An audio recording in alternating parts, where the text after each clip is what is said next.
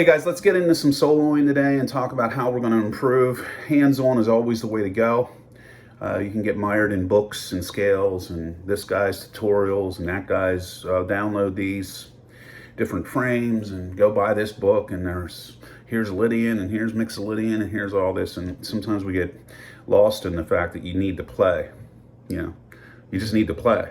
You need to pick something up, take a loop, and play, and that's the best way to go about it. So this specific loop that we just listened to was a Latin groove.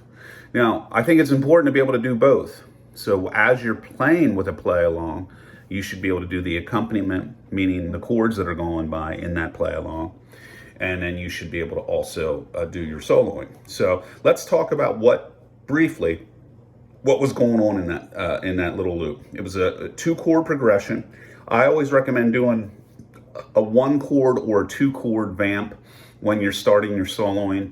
The more chords, the more progressive the progression, the more complicated sometimes the soloing aspect can be. So let's just keep it simple and start with 1- and 2-chord vamps. This play along can help with so many different things. It can help with your rhythm, it can help with your chording, it can help obviously with your soloing. So we kind of have a two-part attack that we're going with here. And the whole idea is to just have you playing. We were playing an A minor 7 in that groove, which can be played like this. 3rd finger across the 5th, like so. 2nd finger there. Easy as pie. And then we switched to a D9 chord. Super easy switch. From the 5th string down. So the 3rd finger essentially doesn't really change much. You got the A minor 7 to the D9. A minor 7, D9. 2nd finger there, 1st finger back there on the 4th. 3rd finger over these 3. Now, if you don't want to play those, or like, well, I didn't learn those bar chords yet. All right, no biggie. Let's do A minor. Straight A minor, open. 1st finger goes there. Your good old trusty open A minor chord. Your A minor to a D7. 2 open chords. So that ends up being, you can do it like this.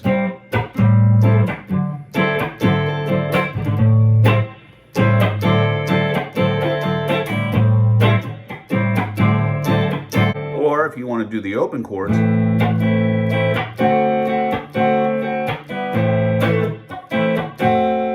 so what we're going to do with this practice is we're going to have the vamp play, and there are going to be opportunities for you to play along with the vamp, and then I'll briefly cut in and say, okay, hey, try this scale, try that scale, and we'll see how it goes.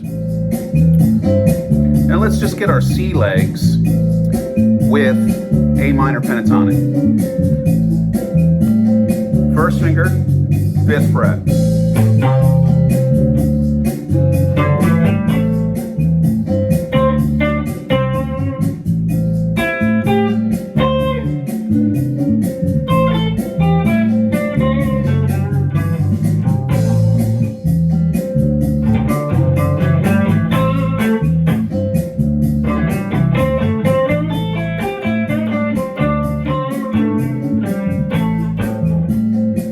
Don't make the mistake of thinking you have to play fast because it's over a fast groove. You can still listen to those notes sing.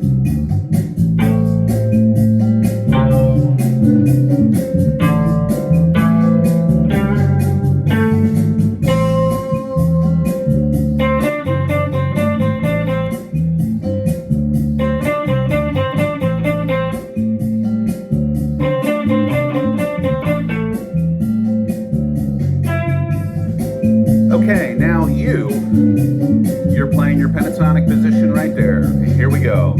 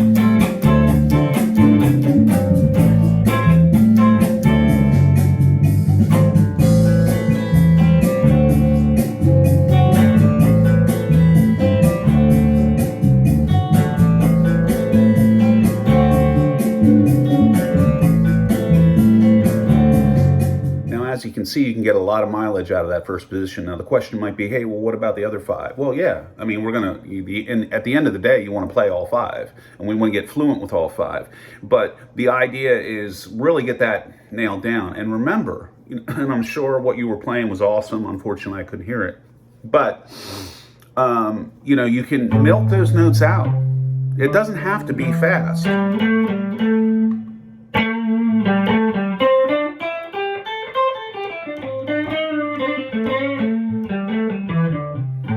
So A minor pentatonic worked beautifully there.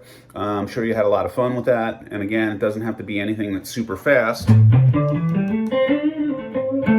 All those notes are going to really sing against what we were just playing. Now, the interesting thing is we can do the relative major. This is a 2-5 progression, meaning the 2 chord is A minor, and the 5 chord is the D9. So that means if the 2 chord is A minor, that means the 1 chord is G. So we're going to play G major now over that same VAMP. Let's see what that sounds like.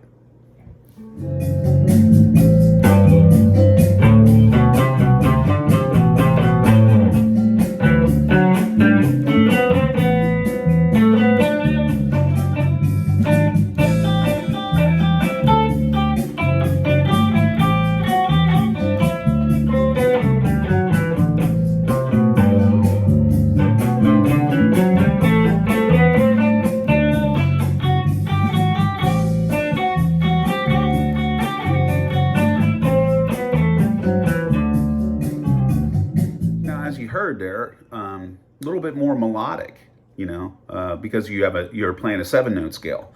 We're playing G major, which is 7 notes. The A minor pentatonic was 5 notes. So we have those extra 2 notes, and those extra 2 notes those are going to give us a little bit more of a melodic groove. Now, depending on the song or depending on the groove, that could be inappropriate or appropriate for that song. But theoretically, A minor pentatonic and G major are going to work beautifully in that. So let's look at that G major scale. Here, G, 2nd finger, 2 4, 1 2 4, 1 3 4, 1 3 4, 2 4, 1 2. Now the cool thing is when you really get cooking, you can play first position G major and then go to your first position A minor. You're working on developing your chords, because during that play along section you should be going, okay, hey, in this pass I'm going to play this chord, A minor 7, and I'm going to go to that D9, but then I'm going to play my A minor back here on a pass, and I'm going to play D7 on a pass. So you're improving your chord knowledge, because now you're like, well, I can play A minor here, I can play A minor there, I can play the D9 here, or I play a D7 here. So you're working on your accompaniment skills. And then ultimately where we want to be is you're playing your G major scale and your A minor pentatonic scale slowly, and then eventually you can develop a little bit more speed with it. And then eventually what you want to do is go back and forth between all of it.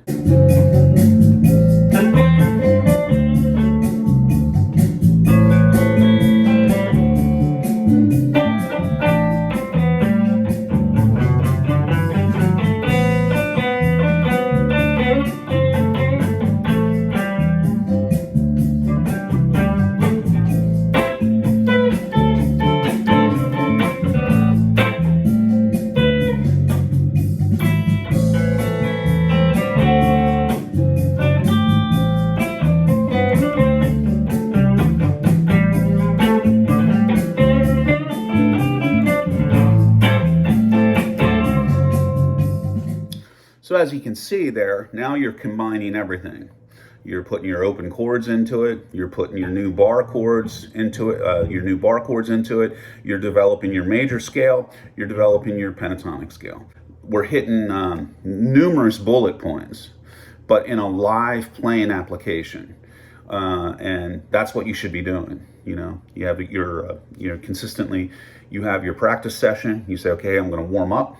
Boom, finger independent scale, pick attack, get your hands in sync, then launch into what you're doing in that session. 8-minute play along, and you're having a little bit of fun, but you're developing your meter, your chords, your scales, and little by little, we'll keep adding positions. These were only the first position 1 A minor, position 1 G major. Eventually, we're going to add more positions, but you got to walk before you run. Subscribe if it strikes you, guys, and www.theguitar-shop.com. Love to hear from you. Email theguitarshopstudios@gmail.com. Hit that community tab. There's all supporting documentation that you might need on the lessons, on the channel is there. If you can't find it, again, email and we'll get that to you. Keep picking.